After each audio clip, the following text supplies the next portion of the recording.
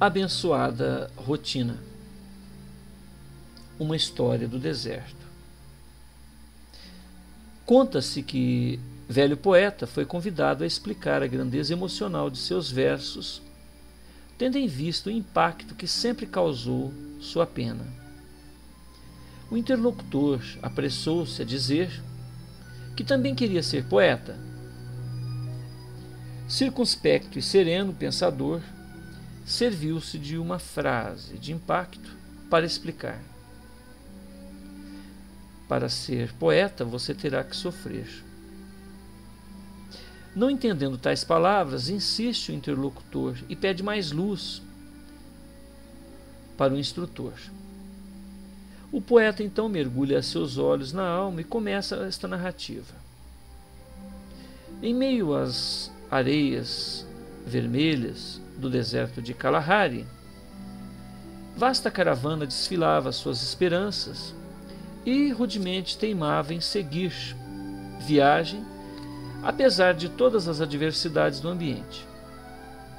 Ietcha, jovem, líder da expedição desde tenra idade, experimentou as agruras e escaninhos daquele ambiente, e isto lhe trouxe a experiência e a segurança que retransmitia ao grupo, que por sua vez se mantinha fiel ao itinerário traçado pelo líder. Sjeton, seu braço direito e amigo, tutelava os afazeres rotineiros e se permitia em ordenar tarefas de menor importância junto ao agrupamento. Ali viajavam autoridades da região e vários mensageiros, através dos quais se mantinham a comunicação, a troca de necessidades e esperanças entre as diversas tribos, familiares à busca dos seus, pessoas comuns procurando oportunidades. Ali também havia o comércio de escravos e mercadorias outras, ensejando a singular rotina da região. Enfim, graças à segurança, coragem, tirocínio destes grupos, tudo se mantinha por ali. Viagem, a meio do caminho, Ietcha foi abordado pelo seu companheiro Sjeton, rapaz austero, jovial e muito prático na solução de inesperados entraves. Versátil no trato com a camaradagem, resolvia as coisas e desvencilhava agravos entre companheiros, entre os caminheiros, de maneira ímpar. Sjeton, acostumado à vida rude, à perda, aprendeu com o tempo a valorizar o momento presente e vivê-lo intensamente, sempre pronto a oferecer o melhor no que faz, apesar dos resultados nem sempre corresponderem às suas expectativas. Dizia ele: da vida se levam as experiências, tudo passa e nada neste chão tem caráter de permanência. Por isso não tema a doença, a adversidade, a traição ou a morte. Mal não haverá em retornar ao local de onde vim após a inação deste corpo. Estarei apenas retornando à minha casa. Sabedoria esta advinda da dor e reflexão de valores intrínsecos em um espírito nobre e justo. Entendia ele que cada pessoa responderá pelo que incide e faz, inevitavelmente, e que, de sua parte, bastaria viver e conviver da melhor maneira possível. Ietcha, por sua vez, tinha o caráter eminentemente prático e despachado. Na dúvida, não vacilava em eliminar problemas e pessoas de seu convívio. Não oferecia chance à repetição de erros, pois que poderiam ser fatais para a vida na região inóspita em que viviam. Primeiro eu, depois o resto, era o seu princípio, e, a partir dele, meneava observância à honra, a confiabilidade em sua pessoa que lhe norteava as obrigações junto aos seus tutelados. Dependia fundamentalmente da dignidade de seu nome para se manter incólume e apontado como preposto de referência naquele difícil ofício de orientar peregrinos. Seu falar limitava-se diretamente a ordenar: faça isso ou aquilo, sem variar em porquê. tinha um prazer extremado em zelar pela composição rotineira e metódica da expedição. Bastaria um dos animais sair do alinhamento para que seu olhar atento repreendesse seus subalternos. Conduta retilínea em relação ao horário e maneira das refeições. Os principais partícipes da expedição eram os primeiros. Tinham um ar de arrogância em seus atos e hábitos, apenas para manter distância e respeito a quem não deveria dirigir diretamente a palavra. Não se comportava de maneira vulgar, vestia-se irrepreensivelmente e exigia igual conduta de sua equipe. Não se comprometia em palavras impróprias ou impensadas. Dizia ele: o que sai da boca não mais me pertence, como recolher penas levadas pelo vento. O semblante circunspecto e aparentemente ríspido, raras vezes foi visto sorrindo. Ietcha! Gritou Scheton. O dia parecia rotineiro. Os dois amigos ladearam os animais e observaram os nuances da areia, cada qual à sua maneira. Contemplava os miríades matizados pelas dunas. Scheton refletia a respeito da razão divina em criar um ambiente tão inóspito e aparentemente arredio à vida. Por outro lado, na grandeza da vida que logra em qualquer solo. Ietcha acautelava-se quanto aos perigos da estrada e dos equívocos que aquelas areias induzem aos transeuntes incautos.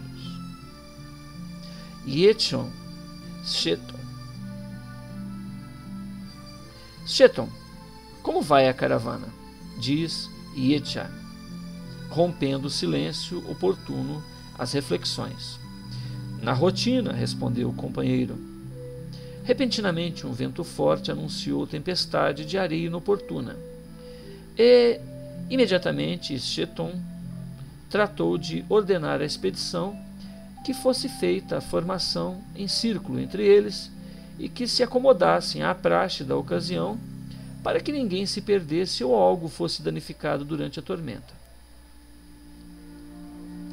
Terminada a adversidade, contou-se a perda de 4 homens, 2 animais e alguns tecidos.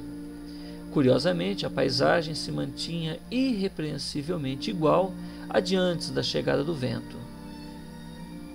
Recomposta a marcha, os 2 companheiros seguem o itinerário, considerando os danos previsíveis, mas não esperados. Outra caravana faz um trajeto perpendicular ao de seu itinerário, e o guia daquela expedição, Mongt, aproxima-se e fala da provável presença de salteadores por aquelas paragens. Agradecido, Ietcha faz a despedida de praxe e continua viagem. Aviso este que foi muito útil, porque algum tempo depois a caravana viu-se acuada por Poutiers, temido assaltante daquelas paragens. Impiedoso por natureza, não se limitava apenas a retirar o patrimônio de suas vítimas, mas, em sua ânsia de domínio, buscava também as vidas. Chegou-se a dizer que aquele que vir a face de Poutiers certamente não verá mais nada. A caravana reduziu-se a 2/3 de seu conjunto inicial. Graças à habilidade estratégica de Ietcha, o grupo ainda pôde superar mais este obstáculo e prosseguir em seu itinerário. Após a refrega, os 2 companheiros prosseguem a peregrinação, ladeando os animais. Curiosos, observam a perenidade no movimento das dunas, extasiados com aquela natureza agreste, indiferente a tudo que lhes sucedia na trajetória, e mais ainda com a ferocidade do próprio homem. Instantes se passam e gritos incontidos se ouve no interior de um dos veículos da caravana. Era uma parturiente, Megjet,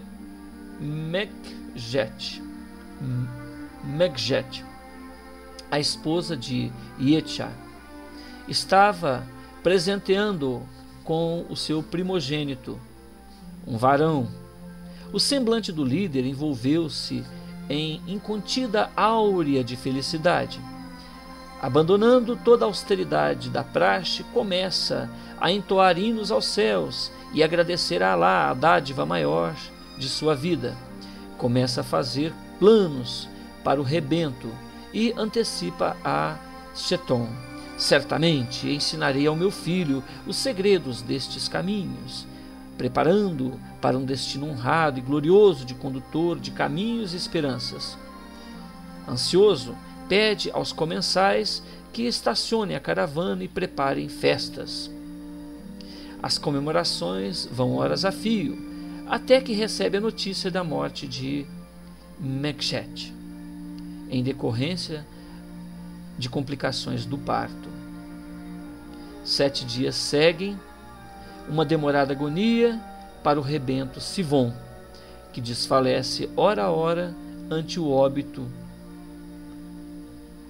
em parte por lhe faltar o leite e cuidados maternos, além do que eram necessárias a resistência física própria daquela viagem em terreno árido e seco, que certamente faltou ao pequeno Sivon. O luto se abate sobre todos e, em silêncio, a rotina da caravana prossegue. Ietcha, de tempos em tempos, olhava o infinito, suspirava profundamente e derramava lágrimas incontidas. Cheton, percebendo a dor do amigo, recordou-se do profeta Yashua ben Yosef, o amor não amado, cuja mensagem ímpar trouxe renovadas esperanças a todos aqueles que lhe confiaram o coração. Recordou-se da peregrinação do profeta do berço de Belém, de Judá, ao Calvário no Monte da Caveira, onde foi crucificado. Rompendo o silêncio, inicia um monólogo. Em sonho lhe apareceu um anjo do Senhor dizendo: José, filho de Davi, não temas receber a Maria, tua mulher, pois que nela se gerou do Espírito Santo. Ela dará à luz a um filho que se chamará Jesus, porque ele salvará a seu povo dos pecados. E José, tendo despertado do sono, fez como o anjo do Senhor lhe ordenara, e recebeu sua mulher, e não a conheceu enquanto ela não deu à luz a um filho.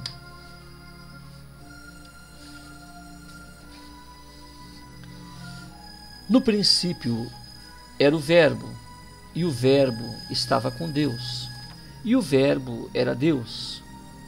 Ele estava no princípio com Deus. Todas as coisas foram feitas por intermédio dele, e sem ele nada do que foi feito se fez. Nele estava a vida, e a vida era a luz dos homens. A luz resplandece nas trevas, e as trevas não prevaleceram contra ela. Houve um homem enviado de Deus, cujo nome era João. Ele veio como testemunha, a fim de dar testemunho da luz, para que todos crescem por meio dele. Ele não era luz, mas veio para dar testemunho da luz, pois a verdadeira luz, que alumia todo o homem, estava chegando ao mundo. Estava ele no mundo, e o mundo foi feito por intermédio dele, e o mundo não o conheceu. Veio para o que era seu, e os seus não o receberam. Mas a todos quantos o receberam, aos que creem no seu nome, deu-lhes o poder de se tornarem filhos de Deus. os quais não nasceram do sangue, nem da vontade da carne, nem da vontade do varão, mas de Deus. E o Verbo se fez carne e habitou entre nós, cheio de graça e verdade. E vimos a sua glória como a glória do unigênito Pai. João deu testemunho dele e clamou, dizendo: Este é aquele de quem eu disse: O que vem depois de mim passou adiante de mim, porque antes de mim ele já existia. Pois todos nós recebemos da sua plenitude, e graça sobre graça. Porque a lei foi dada por meio de Moisés, a graça e a verdade vieram por Jesus Cristo.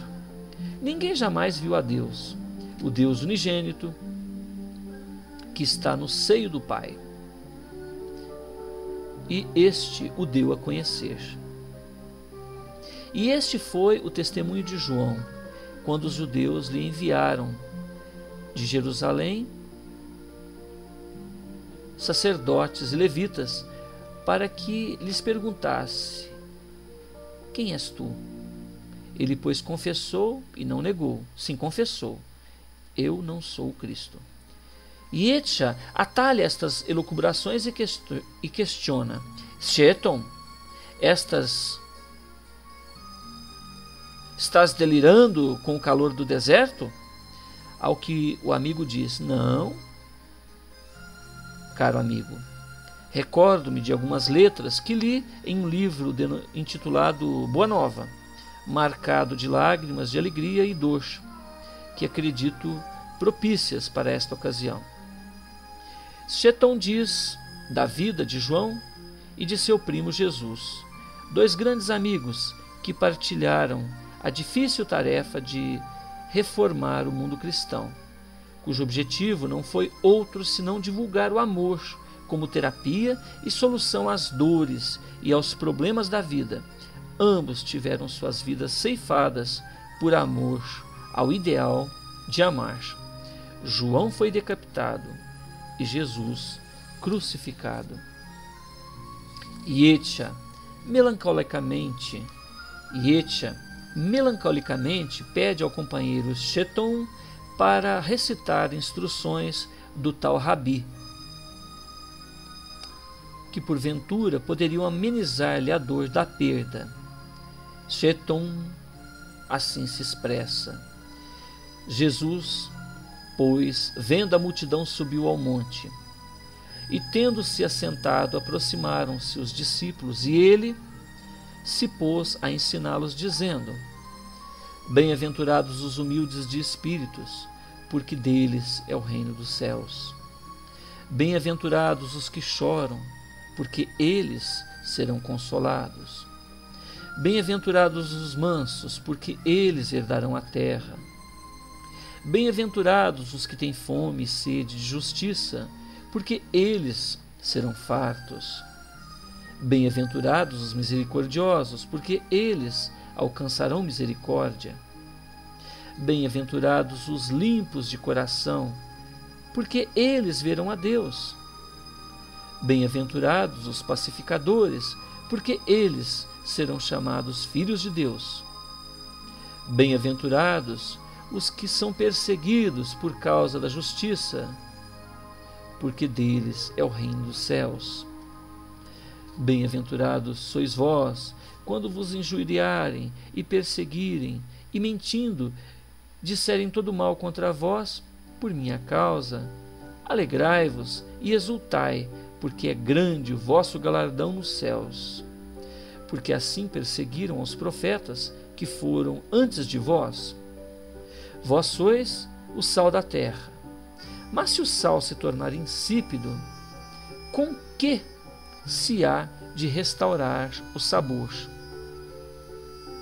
Para nada mais presta, senão para ser lançado fora e ser pisado pelos homens. Vós sois a luz do mundo. Não se pode esconder uma cidade situada no monte, nem os que acendem uma candeia e colocam debaixo do alqueire, mas no velador, e assim ilumina a todos que estão na casa. Assim, resplandeça a vossa luz diante dos homens, para que vejam as vossas boas obras e que glorifiquem ao vosso Pai que estás nos céus. Não penseis que vim destruir a lei ou os profetas. Não vim destruir, mas cumprir. Porque em verdade vos digo que até que o céu e a terra passem, de modo nenhum passará a lei num só tio, num só i, até que tudo seja cumprido. Qualquer, pois, que violar um desses mandamentos, por menor que seja, e assim ensinar aos homens, será chamado menor no reino dos céus. Aquele, porém, que os cumprir e ensinar, será chamado grande no reino dos céus. Pois eu vos digo que se a vossa justiça não exceder a dos escribas e fariseus, de modo nenhum entrareis no reino do céu. Ouviste que foi dito aos antigos: não matarás, e quem matar será réu de juízo. Eu, porém, vos digo que todo aquele que se encolerizar contra seu irmão será réu no juízo. E quem disser ao seu irmão raca, será réu diante do sinédrio. E quem disser tolo, será réu no fogo do inferno.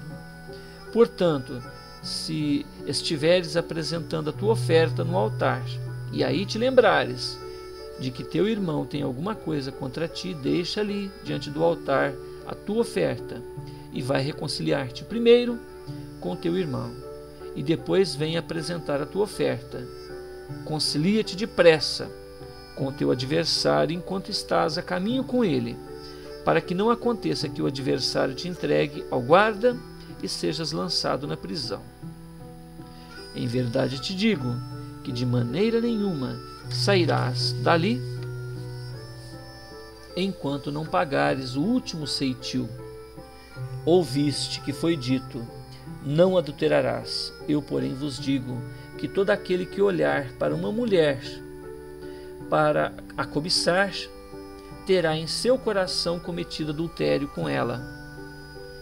Se o teu olhar direito se faz tropeçar, arranca-o, lança-o de ti, pois se é melhor que te percas um dos membros do que todo o corpo ser lançado no inferno. E se tua mão direita te faz tropeçar, corta e lança de ti, pois é melhor que te percas um dos membros do que vá todo o teu corpo para o inferno. Também foi dito: quem repudiar sua mulher, dê-lhe carta de divórcio. Eu, porém, vos digo que todo aquele que repudiar sua mulher, a não ser por causa de infidelidade, a faz adúltera, e quem casar com a repudiada comete adultério. Outro sim, ouviste que foi dito aos antigos: não jurarás falso, mas cumprirás para com o Senhor os seus juramentos. Eu, porém, vos digo que de maneira nenhuma jureis, nem pelo céu, porque é o trono de Deus, nem pela terra, porque é o escabelo dos teus pés,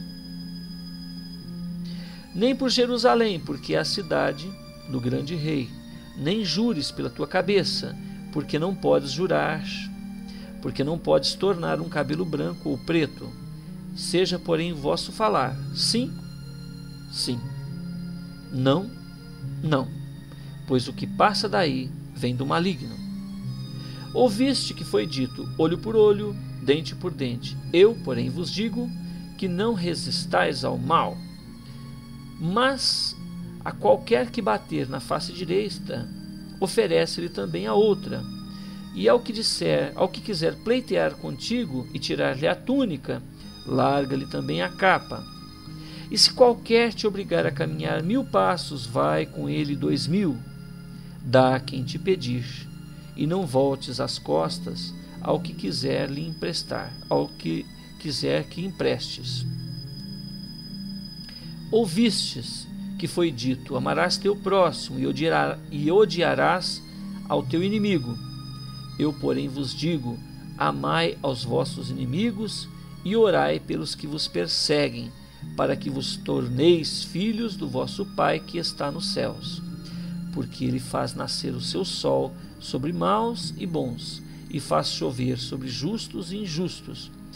Pois, se amares aos que vos amam, que recompensa tereis? Não fazem os publicanos também o mesmo? E se saudares somente os vossos irmãos, que fazeis demais, não fazem os gentios também o mesmo?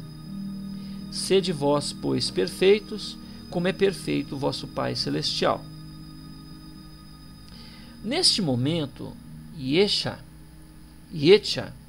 interrompe o companheiro e diz: vejo que o tal Rabi era poeta e legislador. Cheton responde: como nenhum outro em toda parte da terra ou depois dele. Como nenhum outro em toda a terra, antes ou depois dele.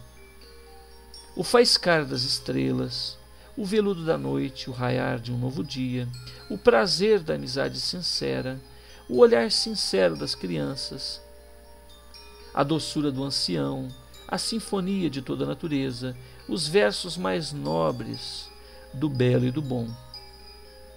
Yetcha interrompe aquele longo monólogo de adjetivos, tentando caracterizar a admiração do amigo Cheton a respeito do Nazareno. E também confirma sua admiração pela beleza e sabedoria daquele profeta, mas acredita que tais ensinos não passariam de sutilezas poéticas, que jamais ganhariam a ética humana, haja visto a atitude de Postiche. Além do mais, como conciliar esta preocupação quando o próprio Alá ceifa impiedosamente a vida e as esperanças de seus filhos? Cheton intervém e diz: amigo Yetcha, silencia teu verbo, pois estás levantando injúrias contra o Criador. Bem sei que estás com a alma ferida, porém o Senhor da vida tem razões que a nossa incipiência não pode alcançar. Com o profeta Yeshua ben Yosef, entre parênteses Jesus, descobri que além da vida, a ressurreição. Não sei a profundidade de tal conceito, porém ele próprio, ao terceiro dia, após sua crucificação, expressou-se em vida além da morte do corpo. O fato até já estava previsto por profetas hebreus. Ele retorna e vem consolar seus seguidores, que já se acreditavam órfãos. Foram cerca de 5 aparições antes de seguir viagem definitiva para de onde estava antes de descer ao chão da terra. Yetcha, curioso, pede maiores informações a respeito do fato. Cheton assim se expressa: e, havendo Jesus concluído todas estas palavras, disse aos seus discípulos: sabeis que daqui a 2 dias é Páscoa, e o Filho do Homem será entregue para ser crucificado. Então os principais sacerdotes e os anciãos do povo se reuniram no pátio da casa do sumo sacerdote, o qual se chamava Caifás, e deliberaram como prender Jesus, a traição e o matar. Mas diziam: não durante a festa, para que não haja tumulto entre o povo. Estando Jesus em Betânia, em casa de Simão, o leproso, aproximou-se dele uma mulher que trazia um vaso de alabastro cheio de bálsamo precioso e lhe o derramou sobre a cabeça, estando ele reclinado à mesa. Quando os discípulos viram isso, indignaram-se e disseram: para que esse desperdício? Pois este bálsamo poderia ser vendido por muito dinheiro, que se lhe daria aos pobres. Jesus, porém, percebendo isso, disse-lhes: por que molestais esta mulher? Pois praticou uma boa ação para comigo. porquanto os homens sempre os tende convosco, mas a mim, porém, nem sempre me tereis. Ora, derramando ela este bálsamo sobre meu corpo, fê-lo a fim de preparar-me para a minha sepultura. Em verdade vos digo, onde quer que for pregado em todo o mundo este evangelho, também ela fez, será contado para a memória sua. Então, um dos 12, chamado Judas Iscariotes, foi ter com os principais sacerdotes e disse: Que me quereis dar? Eu vô-lo entregarei. E eles pegaram 30 moedas de prata, e desde então buscava ele oportunidade para o entregar. Ora, no primeiro dia dos pães ázimo, vieram os discípulos a Jesus e perguntaram: Onde quereis que façamos os preparativos para comeres a Páscoa? Respondeu ele: Ide à cidade a um homem e dizei-lhe: O mestre diz: O meu tempo está próximo, em tua casa celebrarei a Páscoa com os meus discípulos. E os discípulos fizeram como Jesus ordenara e prepararam a Páscoa. Ao anoitecer, reclinou-se à mesa com os 12 discípulos e, enquanto comia, disse: Em verdade vos digo que um de vós me trairá.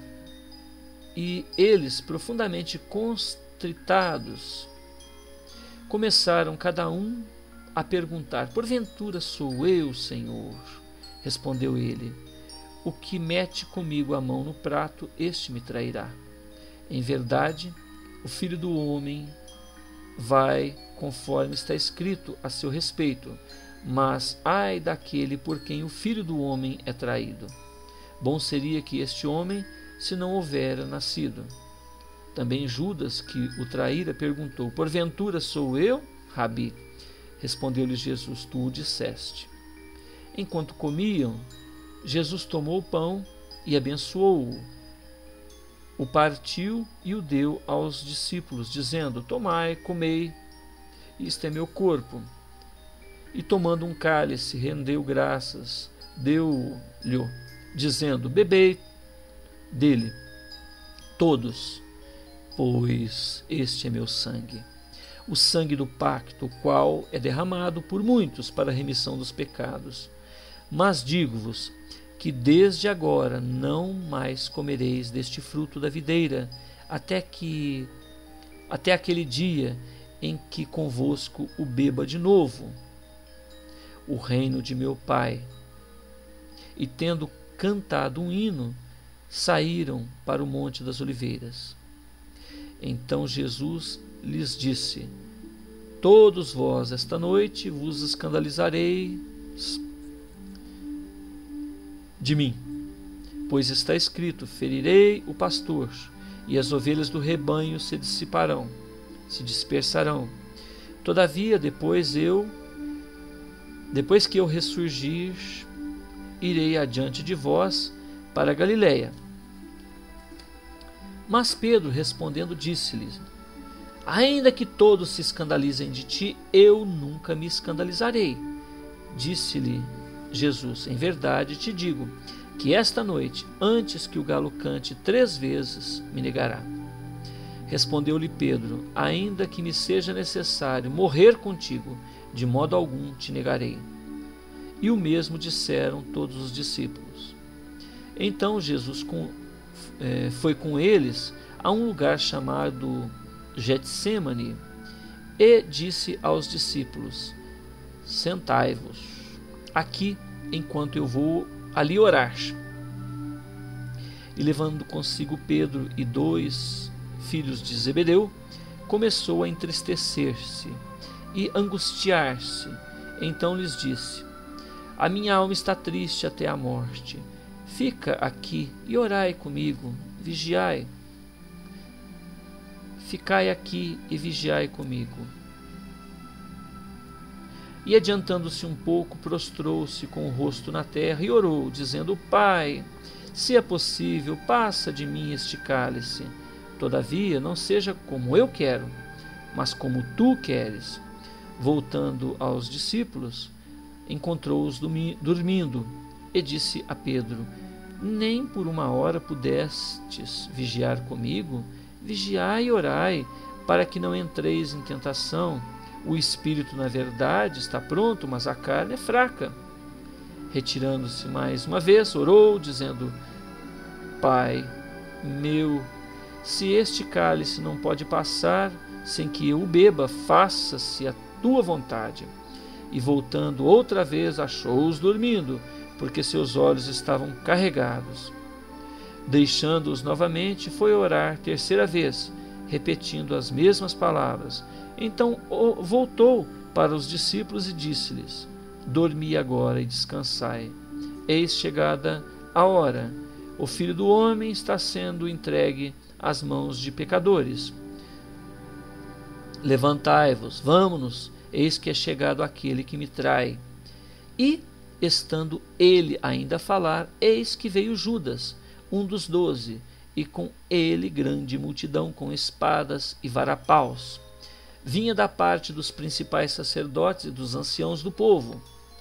Ora, o que o traía lhe havia dado um sinal, dizendo: Aquele que eu beijar, este é. Prendei-o. E logo se aproximaram de Jesus, disse: Salve, Rabi!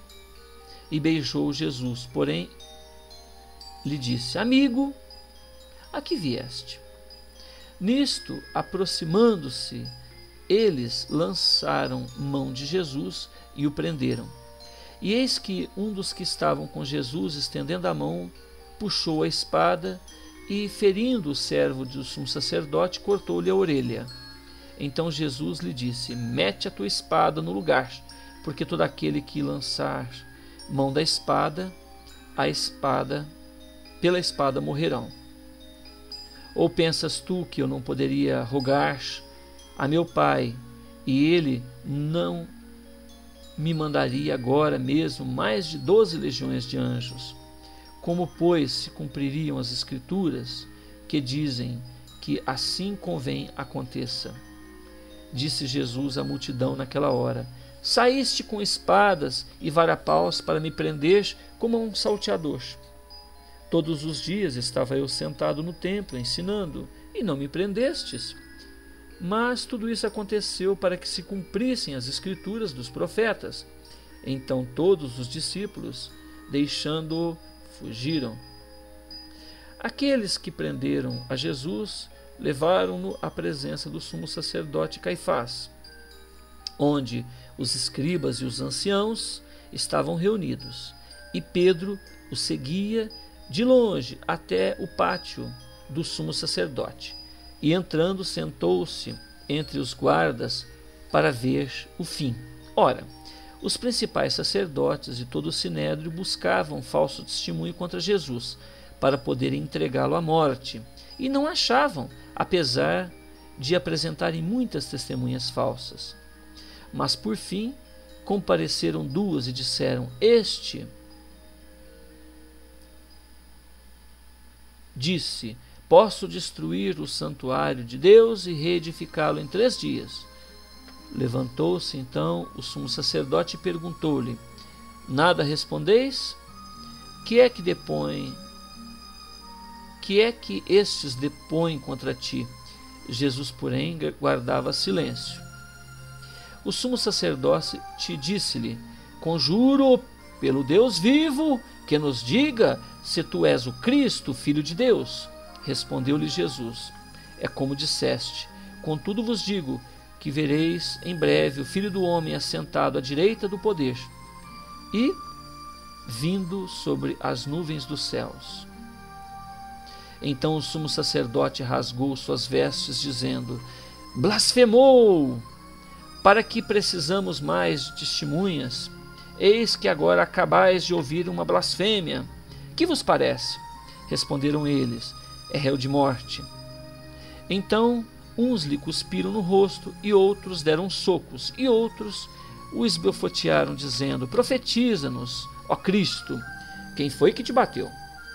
Ora, Pedro estava sentado fora, no pátio, e aproximou-se dele uma criada, que disse: Tu também estavas com Jesus, o Galileu. Mas ele negou diante de todos, dizendo: Não sei do que dizes. E saindo ele para o vestíbulo, outra criada o viu, e disse aos que ali estavam: Este também estava com Jesus, o Nazareno. E ele negou outra vez, com juramento: Não conheço este homem, não conheço tal homem. E daí a pouco aproximou-se os que ali estavam, disseram a Pedro: Certamente tu também és um dele, pois tua fala te denuncia. Então começou ele a praguejar e jurar, dizendo: Não conheço este homem. E imediatamente o galo cantou. E Pedro lembrou-se do que dissera Jesus: Antes que o galo cante, 3 vezes me negarás. E saindo dali, chorou amargamente. Ora, chegada a manhã, todos os principais sacerdotes e os anciãos do povo entraram em conselho contra Jesus para o matarem, e, maniatando-o, levaram-no e o entregaram a Pilatos, o governador. Então Judas, aquele que o traíra, vendo que Jesus fora condenado, devolveu compungido as 30 moedas de prata aos anciãos, dizendo: Pequei, traindo o sangue inocente. Responderam eles: Que nos importa? Seja isto lá contigo. E tendo ele atirado para dentro do santuário as moedas de prata, retirou-se e foi enforcar-se. Os principais sacerdotes, pois, tomaram as moedas de prata, dizendo: Não é lícita metê-las no cofre das ofertas, porque é preço de sangue. E tendo deliberado em conselho, compraram com elas o campo do oleiro para servir de cemitério para os estrangeiros. Por isso tem sido chamado aquele campo até o dia de hoje, campo de sangue. Cumpriu-se então o que foi dito pelo profeta Jeremias: Tomaram as 30 moedas de prata, preço do que foi avaliado, a certos filhos de Israel, a quem certos filhos de Israel avaliaram, e deram-nas pelo campo do oleiro, assim como me ordenou o Senhor Jesus, pois ficou em pé diante.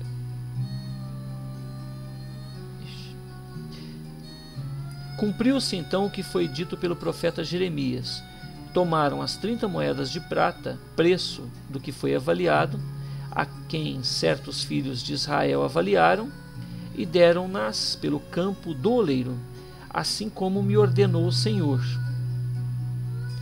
Jesus, pois, ficou em pé diante do governador, e este lhe perguntou: Tu és o rei dos judeus? Respondeu-lhe Jesus: É como dizes. Mas ao ser acusado pelos principais sacerdotes e pelos anciãos, nada respondeu. Perguntou-lhe então Pilatos: Não ouves quantas coisas testificam contra ti? E Jesus não lhes respondeu a pergunta sequer. De modo que o governador muito se admirava. Ora, por ocasião da festa, costumava o governador soltar um preso, escolhendo o povo aquele que quisesse. Neste tempo tinham um preso notório chamado Barrabás, Yashua bar Abá. Portanto, estando o povo reunido, perguntou-lhes Pilatos, qual quereis que vos solte? Barrabás ou Jesus, chamado Cristo? Pois sabia que por inveja o haviam entregado. E estando ele assentado no tribunal, sua mulher mandou-lhe dizer: não te envolvas na questão desse justo, porque muito sofri hoje em sonho por causa dele. Mas os principais sacerdotes e os anciãos persuadiram a multidão a que dissessem Barrabás e fizeram morrer Jesus. O governador, pois, perguntou-lhes: qual dos dois quereis que eu vos solte? E disseram: Barrabás. Tornou-lhes Pilatos: que farei então de Jesus, que se chama Cristo? Disseram todos: seja crucificado. Pilatos, porém, disse: pois que mal ele fez? Mas eles clamavam ainda mais: seja crucificado. Ao ver Pilatos que nada conseguia, mas pelo contrário, que o tumulto aumentava, mandando trazer água, lavou as mãos diante da multidão, dizendo: sou inocente do sangue deste homem, seja isto lá convosco. E todo o povo respondeu: o seu sangue caia sobre nós e sobre nossos filhos. Então lhe soltou Barrabás. Mas a Jesus mandou açoitar e o entregou para ser crucificado. Nisso, os soldados do governador levaram Jesus ao pretório e reuniram em torno dele toda a corte. E despindo-o, vestiram-lhe um manto escarlate e, tecendo uma coroa de espinhos, puseram-lhe na cabeça e na mão direita uma cana. E ajoelharam-se diante dele, o escarneciam, dizendo: salve o rei dos judeus.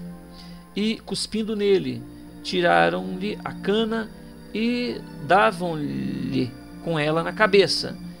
Depois de o terem escarnecido, despiram-lhe o manto, puseram-lhe as suas vestes e levaram-no para ser crucificado. Ao saírem, encontraram um homem sirineu, chamado Simão, a quem obrigaram a levar a cruz de Jesus.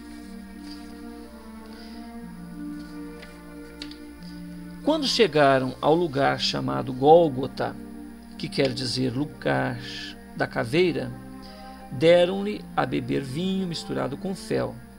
Mas ele, provando-o, não quis beber. Então, depois de o crucificarem, repartiram as vestes dele, lançando sortes, para que se cumprisse o que foi dito pelo profeta: repartiram entre si as minhas vestes, e sobre a minha túnica deitaram sortes. E sentados ali o guardavam. Puseram-lhe por cima da cabeça a sua acusação, escrita: este é Jesus, o rei dos judeus. Então foram crucificados com eles 2 salteadores, um à direita, outro à esquerda.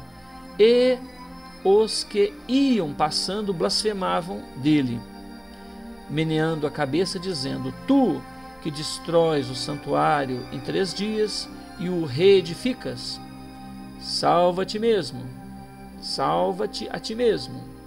Se és filho de Deus, desce da cruz.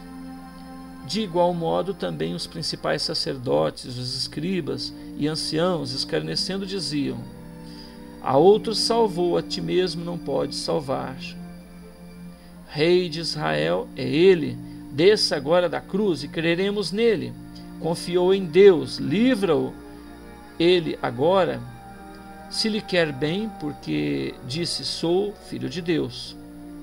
O mesmo lhe lançaram em rosto também os salteadores que com ele foram crucificados. E desde a hora 6ª houve trevas sobre toda a terra até a hora 9ª. Cerca da hora 9ª bradou Jesus em alta voz, dizendo: Eli, Eli, lama sabactani. Isto é: Deus meu, por que me desamparaste? Alguns dos que ali estavam ouvindo disseram: ele chama por Elias. E logo correu um deles, tomou uma esponja, ensopou-a em vinagre, pondo-a numa cana, dava-lhe de beber.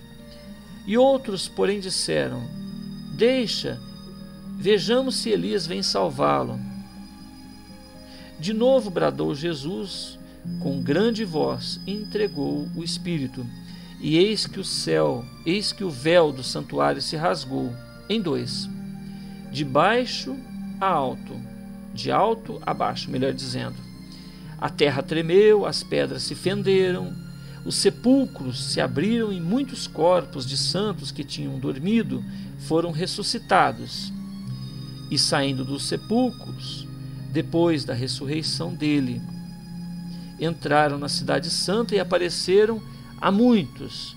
Ora, o centurião e os que com ele guardavam Jesus, vendo o terremoto e as coisas que aconteciam, tiveram grande temor e disseram: verdadeiramente, este era o Filho de Deus. Também estavam ali, olhando de longe, muitas mulheres que tinham seguido Jesus desde a Galiléia para o ouvir, entre as quais se achavam Maria Madalena, Maria, mãe de Tiago e de José, e a mãe dos filhos de Zebedeu.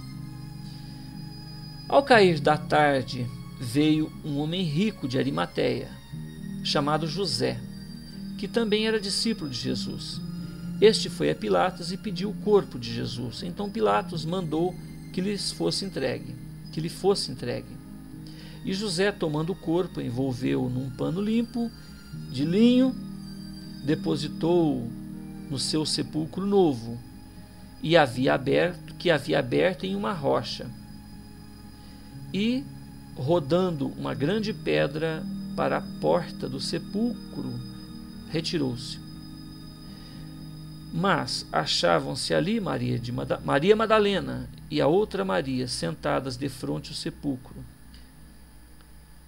No dia seguinte, isto é, o dia depois da preparação, reuniram-se os principais sacerdotes e os fariseus perante Pilatos disseram: Senhor, lembramo-nos de que aquele embusteiro, quando ainda vivo, afirmou: depois de 3 dias ressurgirei. Manda, pois, que o sepulcro seja guardado com segurança até o 3º dia, para não suceder que, vindo os discípulos, o furtem e digam ao povo: ressurgiu dos mortos. E assim, o último embuste será pior do que o primeiro. Disse-lhes Pilatos: tende um guarda, ide, tornai-o seguro, como entendeis. Foram, pois, e tornaram seguro o sepulcro, selando a pedra e deixando ali a guarda. No fim do sábado, quando já despontava o 1º dia da semana, Maria Madalena e a outra Maria foram ver o sepulcro, e eis que houvera um grande terremoto, pois um anjo do Senhor descera do céu, chegando-se remover a pedra, estava sentado sobre ela. O seu aspecto era como um relâmpago, e as suas vestes brancas como a neve. E de medo dele tremeram os guardas, e ficaram como mortos. Mas o anjo disse às mulheres: não temais vós, pois eu sei que buscais a Jesus, que foi crucificado. Não está aqui, porque ressurgiu, como ele disse. Vinde, vede o lugar onde jazia, ide depressa e dizei aos seus discípulos que ressurgiu dos mortos. E eis que vai adiante de vós para a Galiléia, ali o vereis. Eis que vô-lo tenho dito. E partindo elas pressurosamente ao sepulcro, com temor e grande alegria, correram a anunciá-lo aos discípulos. E eis que Jesus lhes veio ao encontro, dizendo: salve! E elas, aproximando-se, abraçaram-lhe os pés e o adoraram. Então lhes disse Jesus: não temais, ide dizer aos meus irmãos que vão para a Galiléia, ali me verão. Ora, quando elas iam, eis que alguns dos guardas foram à cidade e contaram aos principais sacerdotes tudo quanto havia acontecido. E congregados eles com os anciãos e tendo consultado entre si, deram muito dinheiro aos soldados e ordenaram que dissessem: vieram à noite os seus discípulos e, estando nós dormindo, furtaram-no.